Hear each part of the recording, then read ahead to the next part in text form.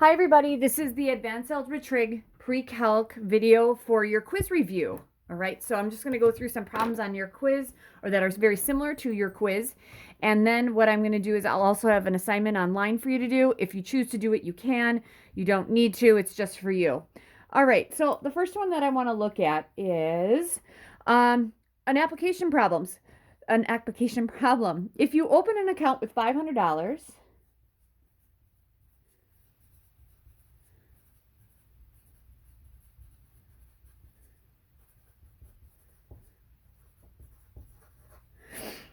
and deposit 30 times or $30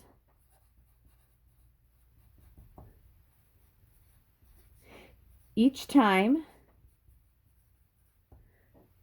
you mow the lawn.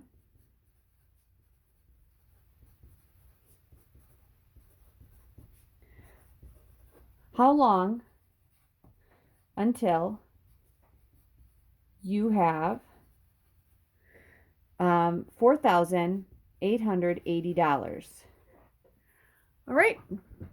So if you open an account with $500 and deposit $30 each time you mow the lawn, how long will you have, or how long until you will have $4,880?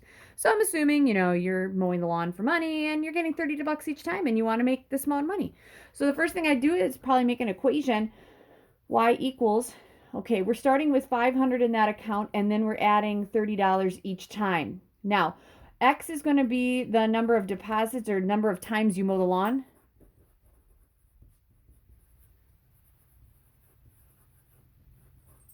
Y is going to be the total in the account.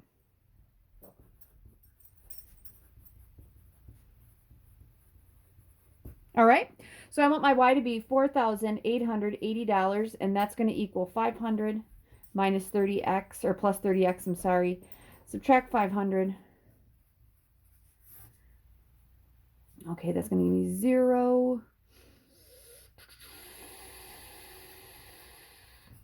And that's going to equal what? 30x. And I'm going to make sure, because I'm always trying to make sure in these. So if I take 4,880, subtract 500. Yep, 4,380. And then I'm going to divide by 30. Okay. Okay. X is going to equal what? It says 146. So it says each time you mow the lawn, so you'd have to mow the lawn 146 times to have that in your account. All right? All right, that's my first one. Number 2, we're going to sketch. Now, this is important, and I'm hoping we get a lot of people watching this. You're going to sketch a graph of y equals 7x squared plus 20x minus 1. And we're going to find the domain and range.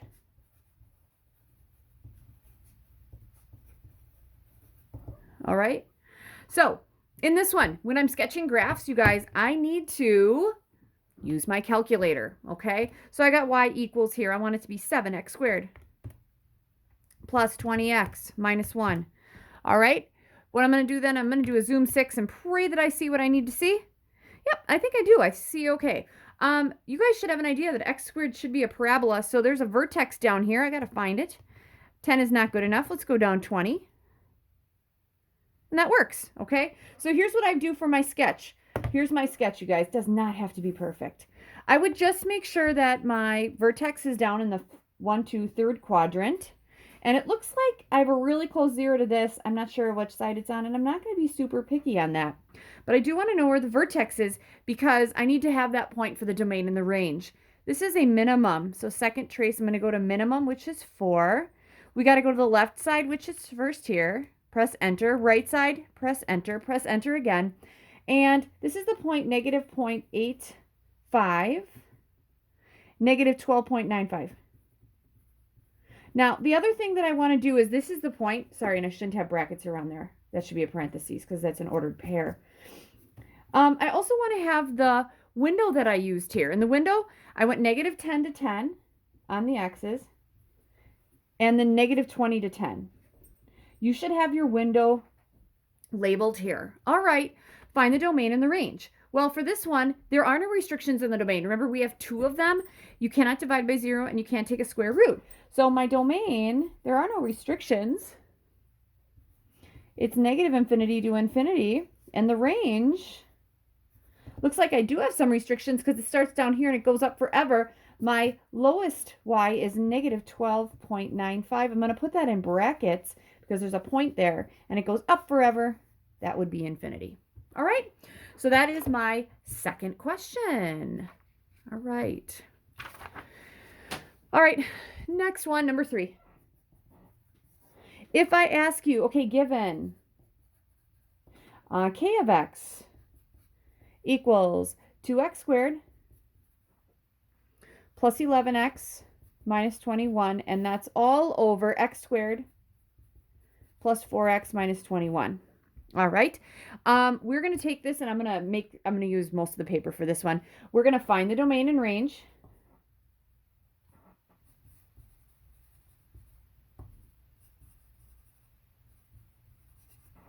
I'm also going to find any asymptotes. That'll be vertical and horizontal. I'm going to find any holes. So that's points of discontinuity.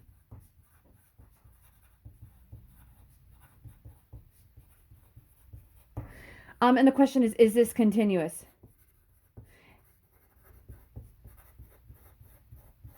All right, lots of stuff here. All right, and I left myself a bunch of room. All right, so here's what I would do. All this stuff kind of goes together, and I do like to see the graphs. So eventually I'll probably want to see the graphs. So I'm going to go to y equals, clear this guy out.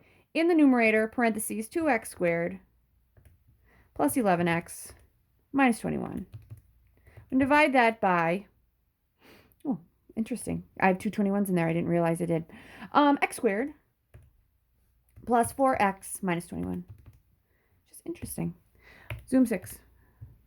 All right. Ooh. All right. Okay, look at that. So we've seen graphs like this before, which should totally make sense. There's a line, there's going to be a horizontal or vertical asymptote somewhere. Probably going to have a horizontal asymptote too. So I'm going to sketch this out too, just because I think it'll be easier for me to find these parts. But that looks like a good sketch. All right, so here's the thing. I need to factor the numerator and the denominator, okay? So when I factor the numerator, here, I'm going to use a Post-it and kind of extend my thought here. Because I might need a little more room here. Okay, here we go. All right, so when I factor the numerator, I'm going to have something like this. All right, actually, that's probably not a good idea because I can't use all that. I'll use the bottom. So I'm going to take the 2x squared plus the 11x minus 21, and I want to factor this. And then I'll put the factors over there just because I think that'll make it a little easier. All right, 2x squared is a 2x and an x. I know my outside and inside combination has to be 11x. The signs are going to be different because it's negative 21. All right, and factors of 21 would probably be 7 and 3. So if I go 7 here and 3 there, on the outside I'd have a 14x, and on the inside I have a 3x. Can a 14 and a 3 be an 11 with different signs? Yeah, if I have negative 3. So this would be negative 3, and that'd be plus 7. All right, so if I'm going to rewrite this numerator here, this could be 2x minus 3 times x plus 7. All right, over. Okay, let's do the next one. X squared plus 4x minus 21. Some of you guys are probably like, yes, this is easy. X squared is x and x. 21 is going to probably be 7 and 3 again. Your outside and inside is going to be 4x. On the outside, I have a 7. Inside, I have a 3x. Can a 7 and a 3 be a 4 with different signs? Yep, minus 3 plus 7. All right, so here we go. So I have the domain. I know definitely the domain is going to have to be, my x's could not be, what? Because this can't be 0, x can't be 3 or negative 7. So for my domain, we're going to start at negative infinity. Any number in the whole wide world works except 3 and negative 7. So I'm going to start on the left from negative infinity, move to the right, and I have to stop at negative 7. That's in union with, jump over negative 7, and we keep going to 3. In union with, jump over 3, and we're going to go to infinity. All right, these parentheses mean it does not include negative 7 or 3, just those numbers right around there. All right, so then the next thing would be the range. Now, here's the thing about the range, you guys. I kind of have to look either at the graph or I have to look at the asymptotes. So let's go ahead and actually look at some asymptotes and points of discontinuity first. If I'm looking at my graph here, okay, because I either have a vertical asymptote or holes happening up here. If I look, these x plus 7s divide out, which means at -7, there's going to be a hole or a discontinuity there. Okay, because I will sketch this graph out just a little bit, okay? Now, this 3 did not divide out, so there is a asymptote of x equals 3. So I'm a big fan of using colored for my, so let's say this is my asymptote there. All right, and then the next thing I need to do is I need to figure out the range. Now, for the range, it's going to be helpful for me to find the horizontal asymptote because the horizontal asymptote is the break in the horizontal part of my graph.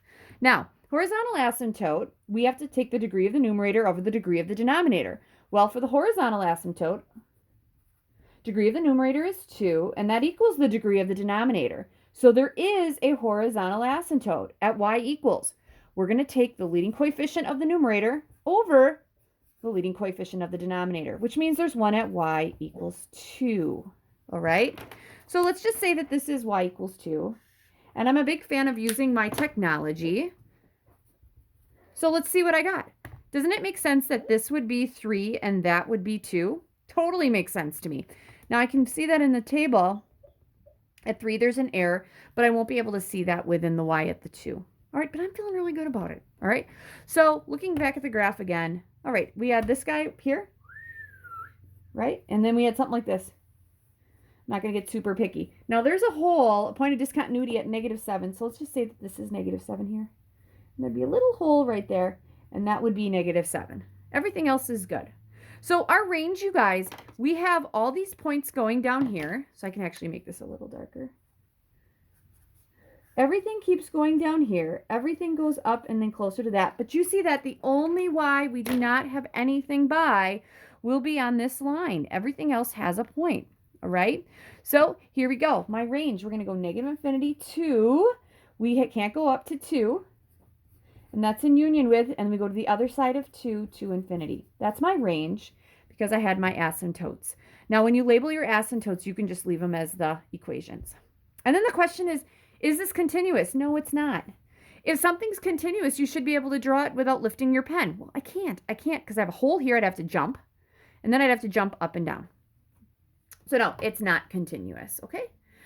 So then I didn't really need a sketch of that graph, but it makes it super helpful.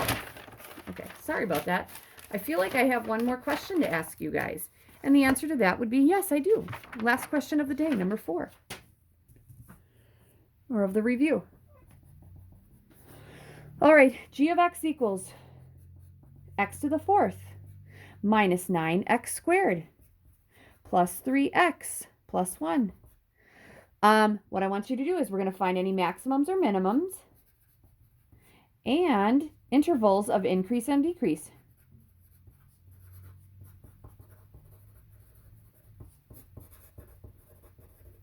And we probably should come up with a sketch of the graph because that would just make sense for my work here, right? All right, here we go. X to the 4th minus 9x squared plus 3x plus 1. All right, there it is. I'm going to do a zoom 6 and see what I got. Ooh, that looks good. So it looks like a funky W, except my min, I can't really see down there. So let's go ahead and find those. Let's go to my window. -10 didn't work. Let's go with -20. Ooh, -20 is not working. Let's go -30.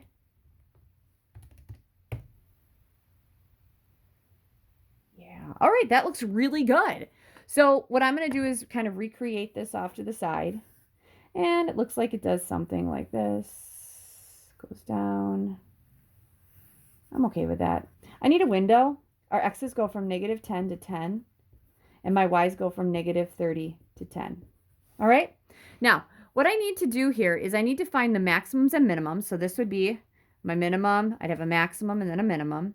And then I have to find my intervals of increase and decrease. Well, if I'm finding this minimum right here, it's like, oh, it's decreasing and then it increases. So if I find these points, that'll help me find everything I need. All right, so looking at the graph, let's start from the left side. That is going to be a minimum. So second trace. Minimum is 3.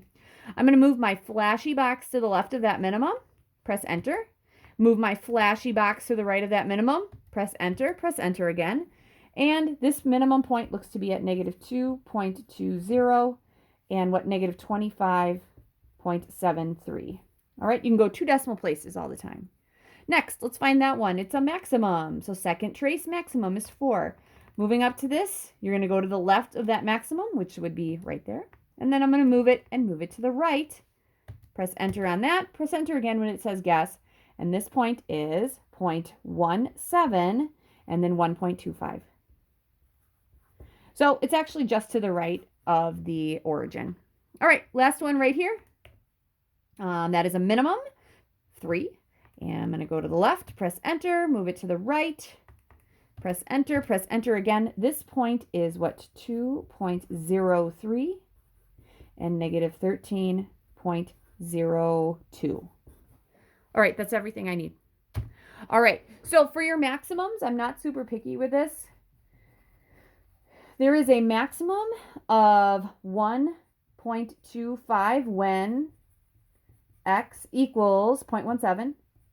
Or you could list it as a 0.17, 1.25. I'm not going to be super picky. Now we have some minimums. There is a minimum of negative 25.73 when x is negative 2.20. You could also just write it as negative 2.20, negative 25.73. And then there's another minimum over here of negative 13.02. And that's when x equals 2.03. Or we could say it's 2.03, negative 13.02. I'm not going to be super picky. I'm not sure if you noticed this, but this guy right down here, this is it's an absolute one. Okay. So this is an absolute min. I wouldn't really be worried about that, but just for some of you that might be wondering, yeah, that's an absolute one just because it's the lowest. All right, intervals of increase and decrease. That'll take me to the next one. So from here to here, it's decreasing. And remember, it's always by the x's. So we decrease up to here. Then we're increasing up to here. Then we're decreasing, and then we're increasing. All right, so we're going to start with intervals of decrease. So it decreases from negative infinity, okay, because it's going off to the left. It's going to do it negative infinity till we get to an x of negative 2.20. Now, on this one, remember I said I'm not going to be picky. I'm going to go back to my old calc ways and use parentheses around it. But if you use parentheses here, you have to do it throughout the whole thing. If you use brackets, you have to use it throughout the whole thing, except for the infinities. Those are always in parentheses. All right, so it's decreasing from here to here, and then it's increasing. So we're going to start a list of increasing intervals.